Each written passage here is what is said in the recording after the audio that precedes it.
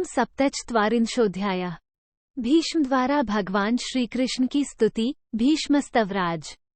जन्मेजय ने पूछा, बाणशय्या पर सोए हुए भरतवंशियों के पितामह भीष्म जी ने किस प्रकार अपने शरीर का त्याग किया और उस समय उन्होंने किस योग की धारणा की? 1। वैशंपायन जी कहते हैं, राजन, कुरुश्रेष्ठ, तुम सावधान, पवित्र और एकाग्रचित होकर महात्मा भीष्म के देहत्याग का वृतांत सुनो। 2।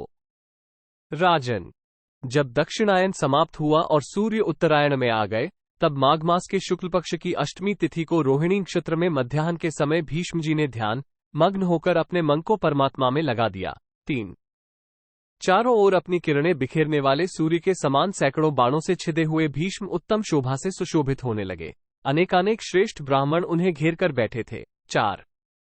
वेदों के ज्ञाता व्यास, देवर्षि नारद, देवस्थान, वात्स्य, अश्मक, सुमंतु, जैमिनी, महात्मा पैल, शांडिल्य, देवल, बुद्धिमान मैत्रेय, असित, वसिष्ठ, महात्मा कौशिक, विश्वामित्र, हारीत, लोमश, बुद्धिमान दत्तात्रेय, बृहस्पति, शुक्र, महामुनि च्यवन, सनय कुमार, कपिल, वाल्मीकि, तुम्बुरु, कुरु, मौद्गल्य, भृगुवंशी परशुराम, महामुनि तृणबिंदु, पिप्पलाद, वायु, संवर्त, पुल, कच, कश्यप, पुलस्त्य, क्रतु, दक्ष, पराश, मरीचि, अंगिरा, काश्य, गौतम, गालव मुनि, धौम्य, विभांड, मांडव्य, धौम्र, कृष्णानुभौतिक, श्रेष्ठ ब्राह्मण उलूक, महामुनि, मार्कंडेय, भास्करी, पूरण, कृष्ण और परम धार्मिक सूत, ये तथा और भी बहुत से सौभाग्यशाली महात्मा मुनि, जो श्रद्धा, शम, दम आदि गुणों से संपन्न थे, भीष्म जी को घेरे हुए थे। इन ऋषियों के बीच में भीष्म जी ग्रहों से घिरे हुए चंद्रमा के समान शोभा पा रहे थे। 5। 12 पुरुष सिंह भीष्म शरशय्या पर ही पड़े हाथ जोड़ पवित्र भाव से मन, वाणी और क्रिया द्वारा भगवान श्री कृष्ण का ध्यान करने लगे। 13 ध्यान करते करते वे हृष्ट पुष्ट स्वर से भगवान मधुसूदन की स्तुति करने लगे। वाग्वेयताओं में श्रेष्ठ, शक्तिशाली, परम धर्मात्मा भीष्म ने हाथ जोड़कर योगेश्वर, पद्मनाभ, सर्वव्यापी, विजयशील जगदीश्वर वासुदेव की इस प्रकार स्तुति आरंभ की। 14, 15 भीष्म जी बोले, मैं श्री कृष्ण के आराधन की इच्छा मन में लेकर जिस वाणी का प्रयोग करना चाहता हूँ, वो विस्तृत हो या संक्षिप्त, उसके द्वारा वे पुरुषोत्तम भगवान श्री कृष्ण मुझ पर प्रसन्न हो। 16 जो स्वयं शुद्ध हैं, जिनकी प्राप्ति का मार्ग भी शुद्ध है, जो हंस स्वरूप तत्पद के लक्ष्यार्थ परमात्मा और प्रजापालक परमेष्ठी हैं, मैं सब ओर से संबंध तोड़ केवल उन्हीं से नाता जोड़कर सब प्रकार से उन्हीं सर्वात्मा श्री कृष्ण की शरण लेता हूँ। 17 उनका न आदि है न अंत, वे ही परब्रह्म परमात्मा हैं। उनको न देवता जानते हैं न ऋषि, एकमात्र सबका धारण पोषण करने वाले ये भगवान श्रीनारायण हरि ही उन्हें जानते हैं। 18 नारायण से ही ऋषिगण, सिद्ध, बड़े बड़े नाग, देवता तथा देवर्षि भी उन्हें अविनाशी परमात्मा के रूप में जानने लगे हैं। 19 देवता, दानव, गंधर्व, यक्ष, राक्षस और नाग भी जिनके विषय में यह नहीं जानते हैं कि ये भगवान कौन है तथा कहां से आए हैं। 20 उन्हीं में संपूर्ण प्राणी स्थित है और उन्हीं में उनका लय होता है। जैसे डोरे में मंके पिरोए होते हैं, उसी प्रकार उन भूतेश्वर परमात्मा में समस्त त्रिगुणात्मक भूत पिरोए हुए हैं। 21 भगवान सदा नित्य विद्यमान, कभी नष्ट न होने वाले और तने हुए एक सुदृढ़ सूत के समान हैं। उनमें ये कार्य कारण रूप संसार उसी प्रकार गुंथा हुआ है, जैसे सूत में फूल की माला। ये संपूर्ण विश्व उनके ही श्रीअंग में स्थित है, उन्होंने ही इस विश्व की सृष्टि की है। 22 उन श्रीहरि के सहस्रों सिर, सहस्रों चरण और सहस्रों नेत्र हैं, वे सहस्रों भुजाओं, सहस्रों मुकुटों तथा सहस्रों मुखों से देदीप्यमान रहते हैं। 23 वे ही इस विश्व के परम आधार हैं, इन्हीं को नारायण देव कहते हैं। वे सूक्ष्म से भी सूक्ष्म और स्थूल से भी स्थूल हैं, वे भारी से भारी और उत्तम से भी उत्तम हैं। वाको एक और अनुवाकोन में 2, निषदों 3 और उपनिषदों में 4 तथा सच्ची बात बताने वाले साममंत्रों में उन्हीं को सत्य और सत्यकर्मा कहते हैं। 26। 1. सामान्यतः कर्ममात्र को प्रकाशित करने वाले मंत्रों को वाक कहते हैं। 2. मंत्रों के अर्थ को खोलकर बताने वाले ब्राह्मण ग्रंथों के जो वाक्य हैं, उनका नाम अनुवाक है। 3. कर्म के अंग आदि से संबंध रखने वाले देवता आदि का ज्ञान कराने वाले वचन निषद कहलाते हैं। 4. विशुद्ध आत्मा एवं परमात्मा का ज्ञान कराने वाले वचनों की उपनिषद संज्ञा है।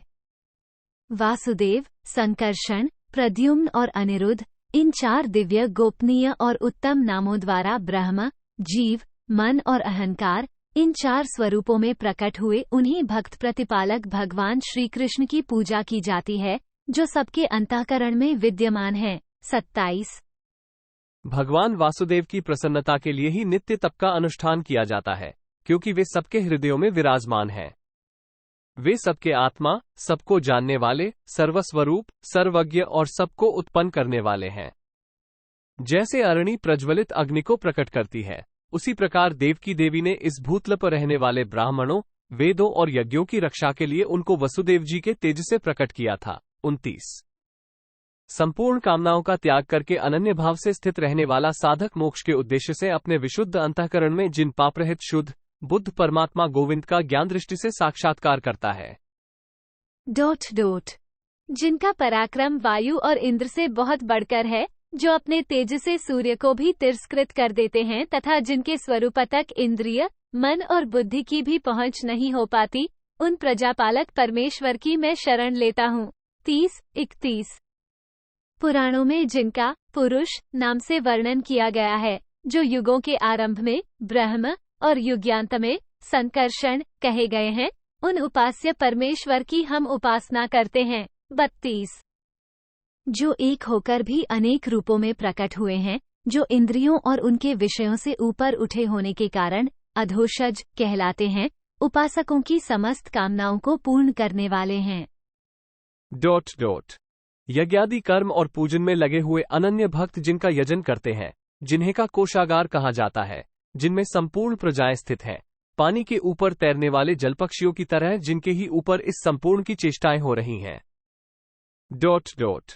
जो परमार्थ सत्य स्वरूप और एकाक्षर ब्रह्म प्रणव है, सत और से विलक्षण है, जिनका आदि मध्य और अंत नहीं है, जिन्हें न देवता ठीक ठीक जानते हैं और न ऋषि। ... अपने मन और इंद्रियों को संयम में रखते हुए संपूर्ण देवता, असुर, गंधर्व, सिद्ध, ऋषि, बड़े बड़े नागगण जिनकी सदा पूजा किया करते हैं, जो दुखरूपी रोग की सबसे बड़ी औषधि है, जन्म मरण से रहित स्वयंभू एवं सनातन देवता है। ...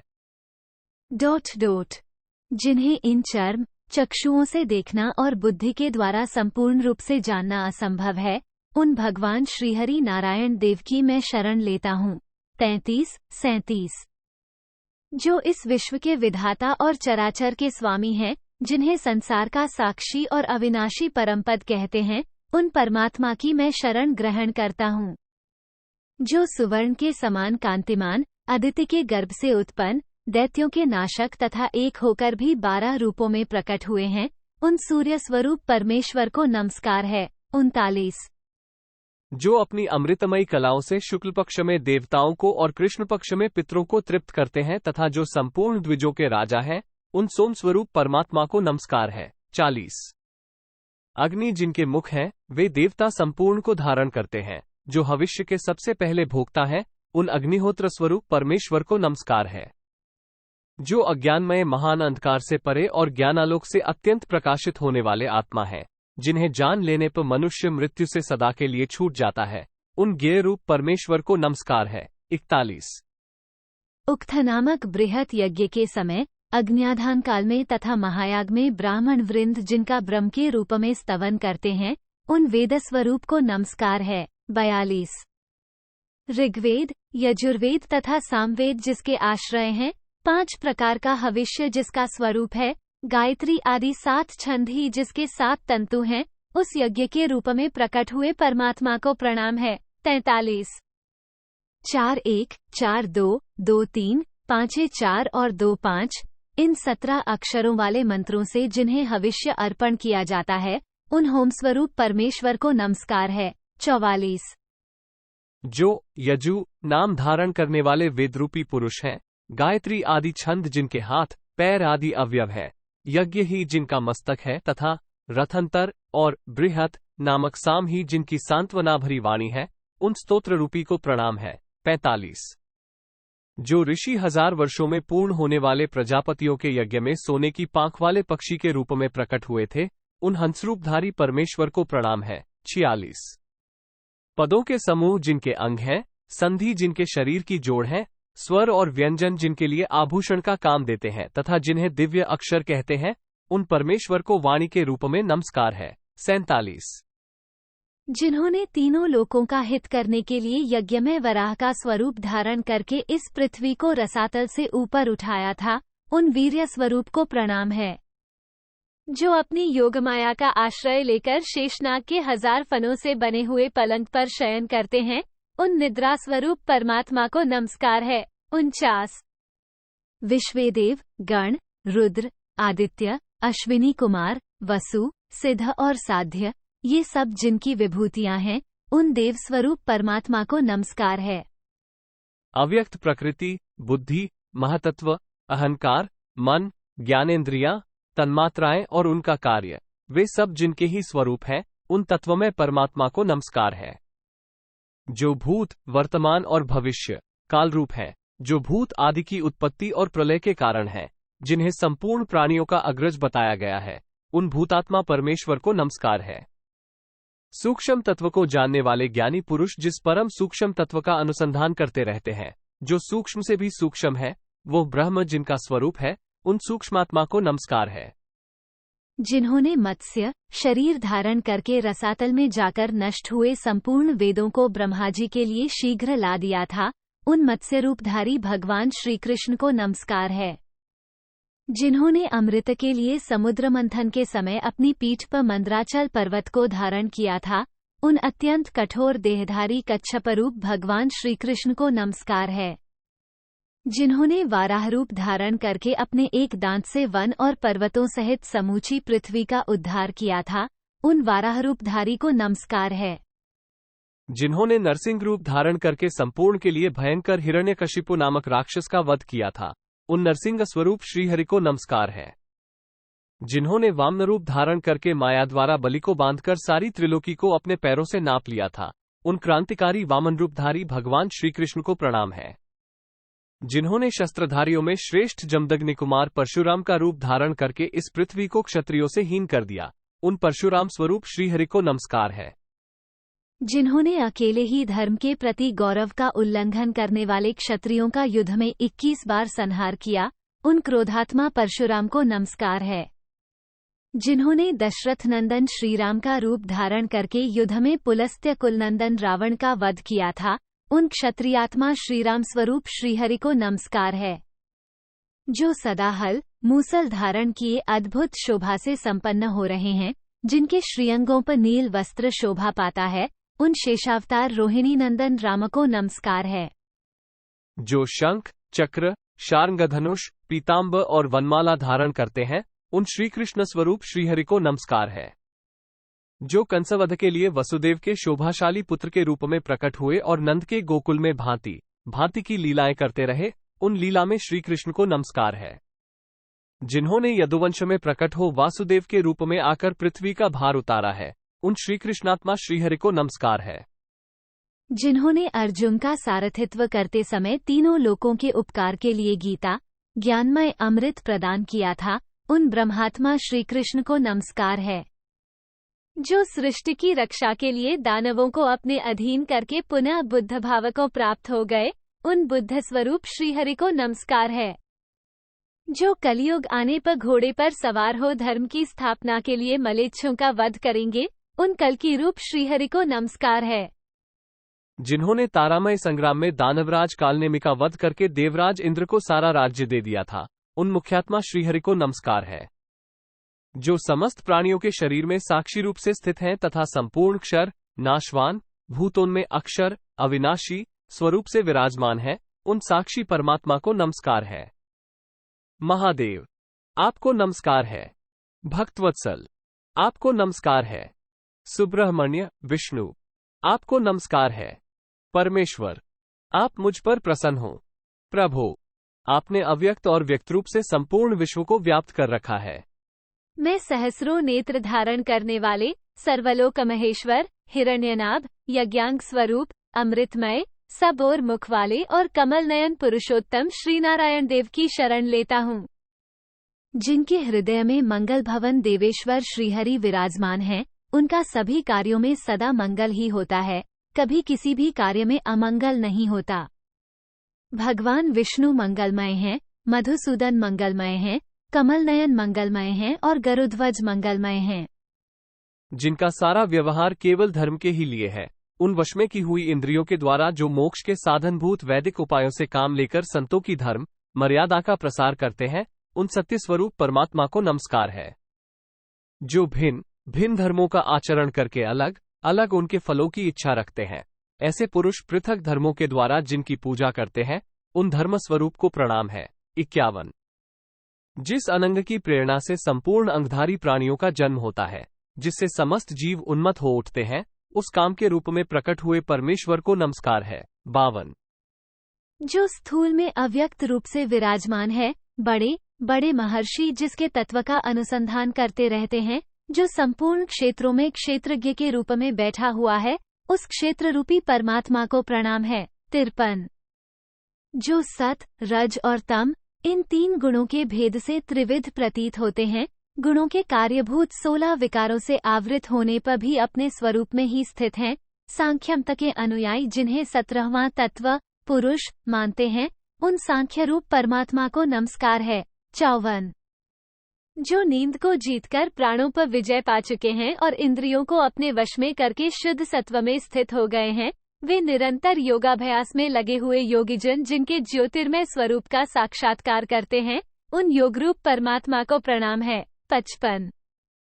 पाप और पुण्य का क्षय हो जाने पर पुनर्जन्म के भय से मुक्त हुए शांतचित्त सन्यासी जिन्हें प्राप्त करते हैं, उन मोक्षरूप परमेश्वर को नमस्कार है। 56। सृष्टि के 1000 युग बीतने पर प्रचंड ज्वालाओं से युक्त प्रलयकालीन अग्नि का रूप धारण कर जो संपूर्ण प्राणियों का संहार करते हैं, उन घोर रूपधारी परमात्मा को प्रणाम है। 57। इस प्रकार संपूर्ण भूतों का भक्षण करके जो इसके जलमय कर देते हैं और स्वयं बालक का रूप धारण कर अक्षयवट के पत्ते पर शयन करते हैं, उन माया में बाल मुकुंद को नमस्कार है। 58। जिस पर यह विश्व टिका हुआ है, वो ब्रह्मांड कमल जिन पुंडरीकाक्ष की नाभ से प्रकट हुआ है, उन कमल रूपधारी परमेश्वर को प्रणाम है। 59। जिनके हजारों मस्तक हैं, जो अंतर्यामी रूप से सबके भीतर विराजमान हैं, जिनका स्वरूप किसी सीमा में आबद्ध नहीं है, जो चारों समुद्रों के मिलने से एकार्णव हो जाने पर योगनिद्रा का आश्रय लेकर शयन करते हैं, उन योगनिद्रा रूप को नमस्कार है। 60। जिनके मस्तक के बालों की जगह मेघ हैं, शरीर की संधियों में नदियां हैं और उदर में चारों समुद्र हैं, उन जलरूपी परमात्मा को प्रणाम है। 61। सृष्टि और प्रलय रूप समस्त विकार जिनसे उत्पन्न होते हैं और जिनमें ही सबका लय होता है, उन कारण रूप परमेश्वर को नमस्कार है। 62। जो रात में भी जागते रहते हैं और दिन के समय साक्षी रूप में स्थित रहते हैं तथा जो सदा ही सबके भले बुरे को देखते रहते हैं, उन दृष्टारूपी परमात्मा को प्रणाम है। 63।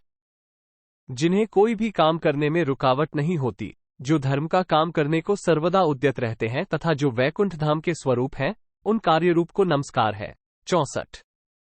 जिन्होंने धर्मात्मा होकर भी क्रोध में भरकर धर्म के गौरव का उल्लंघन करने वाले क्षत्रिय समाज का युद्ध में 21 बार संहार किया, कठोरता का अभिनय करने वाले उन भगवान परशुराम को प्रणाम है। 65। जो प्रत्येक शरीर के भीतर वायु रूप में स्थित हो अपने को प्राण, अपान आदि 5 स्वरूपों में विभक्त करके संपूर्ण प्राणियों को क्रियाशील बनाते हैं, उन वायुरूप परमेश्वर को नमस्कार है। 66। जो प्रत्येक युग में योगमाया के बल से अवतार धारण करते हैं और मास, ऋतु, अयन तथा वर्षों के द्वारा सृष्टि और प्रलय करते रहते हैं, उन कालरूप परमात्मा को प्रणाम है। 67। ब्राह्मण जिनके मुख हैं, संपूर्ण क्षत्रिय जाति भुजा है, वैश्य जंघा एवं उदर हैं और शूद्र जिनके चरणों के आश्रित हैं, उन चातुर्वर्ण्य रूप परमेश्वर को नमस्कार है। अग्नि जिनका मुख है, स्वर्ग मस्तक है, आकाश नाभि है, पृथ्वी पैर है, सूर्य नेत्र है और दिशाएं कान है, उन लोकरूप परमात्मा को प्रणाम है। 69। जो काल से परे हैं, यज्ञ से भी परे हैं और परे से भी अत्यंत परे हैं, जो संपूर्ण विश्व के आदि हैं, किंतु जिनका आदि कोई भी नहीं है, उन विश्वात्मा परमेश्वर को नमस्कार है। 70। जो मेघ में विद्युत और उदमे जठरान के रूप में स्थित हैं, जो सबको पवित्र करने के कारण पावक तथा स्वरूपतः शुद्ध होने से शुचि कहलाते हैं, समस्त भक्ष्य पदार्थों को दग्ध करने वाले वे अग्निदेव जिनके ही स्वरूप हैं, उन अग्निमय परमात्मा को नमस्कार है। वैशेषिक दर्शन में बताए हुए रूप, रस आदि गुणों के द्वारा आकृष्ट हो जो लोग विषयों के सेवन में प्रवृत्त हो रहे हैं, उनकी उन विषयों की आसक्ति से जो रक्षा करने वाले हैं, उन रक्षकरूप परमात्मा को प्रणाम है। 71। जो अन्न जलरूपी ईंधन को पाकर शरीर के भीतर रस और प्राण शक्ति को बढ़ाते तथा संपूर्ण प्राणियों को धारण करते हैं, उन प्राणात्मा परमेश्वर को नमस्कार है। प्राणों की रक्षा के लिए जो भक्ष्य, भोज्य, चोष्य, लेह्य 4 प्रकार के अन्नों का भोग लगाते हैं और स्वयं ही पेट के भीतर अग्निरूप में स्थित भोजन को पचाते हैं, उन पाकरूप परमेश्वर को प्रणाम है। 73। जिनका नरसिंह रूप दानवराज हिरण्यकशिपु का अंत करने वाला था, उस समय जिनके नेत्र और कंधे के बाल पीले दिखाई पड़ते थे, बड़ी बड़ी दाढ़ें और नख ही जिनके आयुध थे, उन दर्परूपधारी भगवान नरसिंह को प्रणाम है। 74। जिन्हें न देवता, न गंधर्व, न दैत्य और न दानव ही ठीक ठीक जान पाते हैं, उन सूक्ष्म स्वरूप परमात्मा को नमस्कार है। 75। जो सर्वव्यापक भगवान श्रीमां अनंत नामक शेषनाग के रूप में रसातल में रहकर संपूर्ण के अपने मस्तक पर धारण करते हैं, उन वीर्यरूप परमेश्वर को प्रणाम है। 76। जो इस सृष्टि परंपरा की रक्षा के लिए संपूर्ण प्राणियों को स्नेहपाश में बांधकर मोह में डाले रखते हैं, उन मोहरूप को नमस्कार है। 77। अन्न में आदि 5 कोशों में स्थित अंतरतम आत्मा का ज्ञान होने के पश्चात विशुद्ध बोध के द्वारा विद्वान पुरुष जिन्हें प्राप्त करते हैं, उन ज्ञान स्वरूप परब्रह्म को प्रणाम है। 78। जिनका स्वरूप किसी प्रमाण का विषय नहीं है, जिनके बुद्धिरूपी नेत्र सब ओर व्याप्त हो रहे हैं तथा जिनके भीतर अनंत विषयों का समावेश है, उन दिव्यात्मा परमेश्वर को नमस्कार है। 79। जो जटा और दंड धारण करते हैं, लंबोदर शरीर वाले हैं तथा जिनका कमंडलू ही तूणीर का काम देता है, उन ब्रह्माजी के रूप में को प्रणाम है। जो त्रिशूल धारण करने वाले और देवताओं के स्वामी हैं, जिनके 3 नेत्र हैं, जो महात्मा हैं तथा जिन्होंने अपने शरीर पर विभूति रमा रखी है, उन रुद्ररूप परमेश्वर को नमस्कार है। 81। जिनके मस्तक पर अर्धचंद्र का मुकुट और शरीर पर सर्प का यज्ञोपवीत शोभा दे रहा है, जो अपने हाथ में पिनाक और त्रिशूल धारण करते हैं, उन उग्ररूपधारी भगवान शंकर को प्रणाम है। 82। जो संपूर्ण प्राणियों के आत्मा और उनकी जन्म मृत्यु के कारण हैं, जिनमें क्रोध, द्रोह और मोह का सर्वथा अभाव है, उन शांतात्मा परमेश्वर को नमस्कार है। जिनके भीतर सब कुछ रहता है, जिनसे सब उत्पन्न होता है, जो स्वयं ही सर्वस्वरूप हैं, सदा ही सब ओर व्यापक हो रहे हैं और सब में हैं, उन सर्वात्मा को प्रणाम है। 84। इस विश्व की रचना करने वाले परमेश्वर, आपको प्रणाम है। विश्व के आत्मा और विश्व की उत्पत्ति के स्थानभूत जगदीश्वर, आपको नमस्कार है। आप 5 भूतों से परे हैं और संपूर्ण प्राणियों के मोक्ष स्वरूप ब्रह्म हैं। तीनों लोकों में व्याप्त हुए आपको नमस्कार है।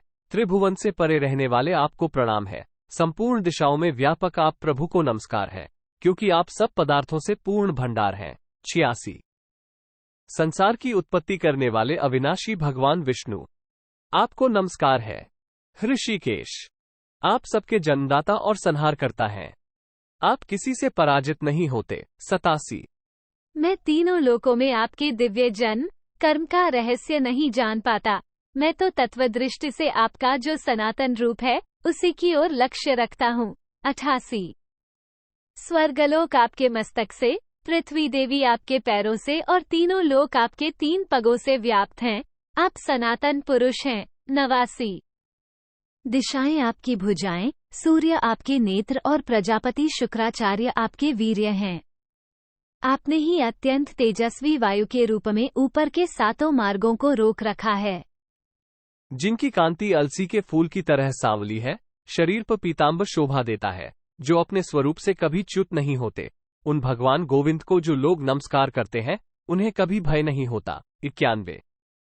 भगवान श्री कृष्ण को एक बार भी प्रणाम किया जाए तो वो 10 अश्वमेध यज्ञों के अंत में किए गए स्नान के समान फल देने वाला होता है। इसके सिवा प्रणाम में एक विशेषता है। 10 अश्वमेध करने वाले का तो पुनः इस संसार में जन्म होता है, किंतु श्री कृष्ण को प्रणाम करने वाला मनुष्य फिर भव बंधन में नहीं पड़ता। 92। जिन्होंने श्री कृष्ण भजन का ही व्रत ले रखा है, जो श्री कृष्ण का निरंतर स्मरण करते हुए ही रात को सोते हैं और उन्हीं का स्मरण करते हुए सवेरे उठते हैं, वे श्री कृष्ण स्वरूप होकर उनमें इस तरह मिल जाते हैं जैसे मंत्र पढ़कर हवन किया हुआ घी अग्नि में मिल जाता है। जो नरक के भय से बचाने के लिए रक्षा मंडल का निर्माण करने वाले और संसार रूपी सरिता की भंवर से पार उतारने के लिए काठ की नाव के समान है, उन भगवान विष्णु को नमस्कार है। 94। जो ब्राह्मणों के प्रेमी तथा गौ और ब्राह्मणों के हितकारी हैं, जिनसे समस्त विश्व का कल्याण होता है, उन सच्चिदानंद स्वरूप भगवान गोविंद को प्रणाम है। हरि, ये 2 अक्षर दुर्गम पथ में संकट के समय प्राणों के लिए राह खर्च के समान है, संसार रूपी रोग से छुटकारा दिलाने के लिए औषध के तुल्य हैं तथा सब प्रकार के दुख शोक से उद्धार करने वाले हैं। 96। जैसे सत्य विष्णु में है, जैसे सारा संसार विष्णु में है, जिस प्रकार सब कुछ विष्णु में है, उस प्रकार इस सत्य के प्रभाव से मेरे सारे पाप नष्ट हो जाया। 97। देवताओं में श्रेष्ठ कमलनयन भगवान श्री कृष्ण, मैं आपका शरणागत भक्त हूं और अभीष्ट गति को प्राप्त करना चाहता हूं, जिसमें मेरा कल्याण हो वह आप ही सोचिए। 98। जो विद्या और तप के जन्मस्थान है, जिनको दूसरा कोई जन्म देने वाला नहीं है, उन भगवान विष्णु का मैंने इस प्रकार वाणी रूप यज्ञ से पूजन किया है, इससे वे भगवान जनार्दन मुझ पर प्रसन्न हो। 99। नारायण ही परब्रह्म हैं, नारायण ही परम तप हैं, नारायण ही सबसे बड़े देवता हैं और भगवान नारायण ही सदा सब कुछ हैं। 100। वैशंपायन जी कहते हैं, जन्मेजय, उस समय भीष्म जी का मन भगवान श्री कृष्ण में लगा हुआ था। उन्होंने ऊपर बताई हुई स्तुति करने के पश्चात नमः श्री कृष्णाय कहकर उन्हें प्रणाम किया। 101। भगवान भी अपने योग बल से भीष्म जी की भक्ति को जानकर उनके निकट गए और उन्हें तीनों लोकों की बातों का बोध कराने वाला दिव्य ज्ञान देकर लौट आए। 102। योगी पुरुष प्राणत्याग के समय जिन्हें बड़े यत्न से अपने हृदय में स्थापित करते हैं, उन्हीं श्रीहरि को अपने सामने देखते हुए भीष्म जी ने जीवन का फल प्राप्त करके अपने प्राणों का परित्याग किया था। जब भीष्म जी का बोलना बंद हो गया, तब वहां बैठे हुए ब्रह्मवादी महर्षियों ने आंखों में आंसू भरकर गद कंठ से परम बुद्धिमान भीष्म जी की भूरी भूरी प्रशंसा की। 103। वे ब्राह्मण शिरोमणि सभी महर्षि पुरुषोत्तम भगवान केशव की स्तुति करते हुए धीरे धीरे भीष्म जी की बारंबार सराहना करने लगे। 104। इधर पुरुषोत्तम श्री कृष्ण भीष्म जी के भक्तियोग को जानकर सहसा उठे और बड़े हर्ष के साथ रथ पर जा बैठे। 105। एक रथ से सात्यकी और श्री कृष्ण चले तथा दूसरे रथ से महामना युधिष्ठिर और अर्जुन। 106। भीमसेन और नकुल सहदेव तीसरे रथ पर सवार हुए। चौथे रथ से कृपाचार्य, युयुत्सु और शत्रुओं को तपाने वाला सारथी संजय, ये तीनों चल दिए। 107। वे पुरुष प्रवर पांडव और श्री कृष्ण नगराकार रथों द्वारा उनके पहियों के गंभीर घोष से पृथ्वी को कपाते हुए बड़े वेग से गए। 108। उस समय बहुत से ब्राह्मण मार्ग में पुरुषोत्तम श्री कृष्ण की स्तुति करते और भगवान श्री कृष्ण प्रसन्न मन से उसे सुनते थे। दूसरे बहुत से लोग हाथ जोड़कर उनके चरणों में प्रणाम करते और केशवता केशव मन ही मन आनंदित हो उन लोगों का अभिनंदन करते थे। 109। जो मनुष्य शार्ंगधनुष धारण करने वाले यदुकुल नंदन श्री कृष्ण की इस स्तुति को याद करते, पढ़ते अथवा सुनते हैं, वे इस शरीर का अंत होने पर भगवान श्री कृष्ण में प्रवेश कर जाते हैं। चक्रधारी श्रीहरि उनके सारे पापों का नाश कर डालते हैं। गंगानंदन भीष्म ने पूर्व काल में जिसका गान किया था, अद्भुत कर्मा विष्णु का, वही यह स्तवराज पूरा हुआ। ये बड़े बड़े पातकों का नाश करने वाला है। ये स्तोत्राज पापियों के समस्त पापों का नाश करने वाला है। संसार बंधन से छूटने की इच्छा वाला जो मनुष्य इसका पवित्र भाव से पाठ करता है, वो निर्मल सनातन लोकों को भी लांघकर परमात्मा श्री कृष्ण के अमृतमय धाम को चला जाता है। इति श्रीमहाभारते शान्तिपर्वणि राजधर्मानुशासनपर्वणि भीष्मस्तवराजे सप्तचत्वारिंशोऽध्यायः 47। इस प्रकार श्री महाभारत शांति पर्व के अंतर्गत राजधर्मानुशासन पर्व में भीष्मस्तवराज विषयक 47वां अध्याय पूरा हुआ। 47 दाक्षिणात्य अधिक पाठके 33 श्लोक मिलाकर कुल 142 श्लोक हैं।